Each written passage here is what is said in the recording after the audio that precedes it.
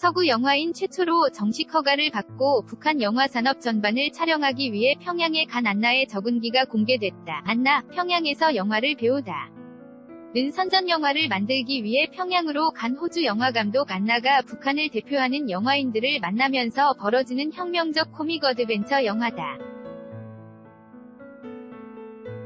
안나는 북한 영화에 관한 영화를 만들어야겠다고 결심한 이후 허가를 받기 위해 모든 수단을 다해 노력했다.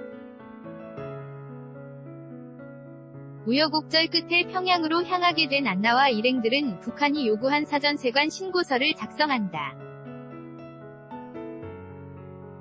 조지 오웰의 1984부터 WHO 매거진 등 위험한 외국 서적, 북한의 적이 위성으로 추적할 수 있는 GPS 장착기기, 어떠한 무기나 약을 지참하지 않겠다는 내용이었다. 안나는 선물용으로 준비한 세보로의 면세 담배와 낯선 평양 음식에 대비한 설사약 등을 챙겨 북한으로 향했다. 안나는 북한에 가기 4개월 전 함께 촬영을 진행할 베이징의 녹음기사 샘을 소개받았고 평양으로 향하기 전날 베이징에서 처음 그를 만나 북한에서의 주의사항에 대해 간략히 설명해줬다.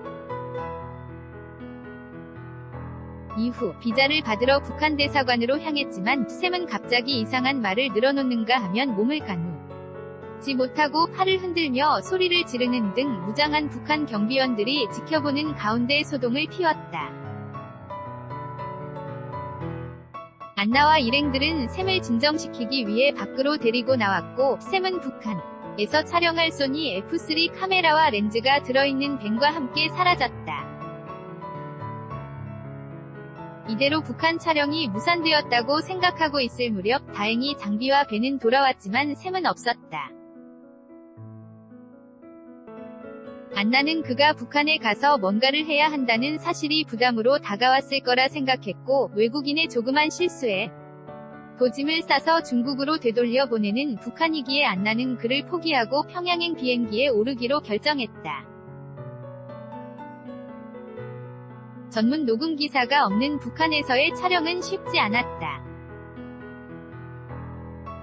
영화 촬영 시 아직도 소리를 녹음하지 않는 북한에서 북한 스태프 한 명에게 분 마이크 쓰는 방법을 가르쳐줬다. 그는 잘 해주었지만 그의 휴대전화가 울릴 때마다 안나가 분 마이크를 들어야 했다. 이러한 이유로 안나, 평양에서 영화를 배우다 속 북한 분량의 사운드가 좋지 않을 수밖에 없었다. 안나는 평양에 도착한 후 북한의 문화와 주체 사상을 체험하기 위해 선전교육 투어를 받게 된다. 가장 먼저 김일성 광장으로 향했고 가이드는 김저일의 사망 당시 북한 주민들 모두가 극도의 슬픔을 느끼며 비탄에 빠졌었다고 얘기해주는 등 가는 곳마다 김저일의 위대함과 천재성을 강조했다.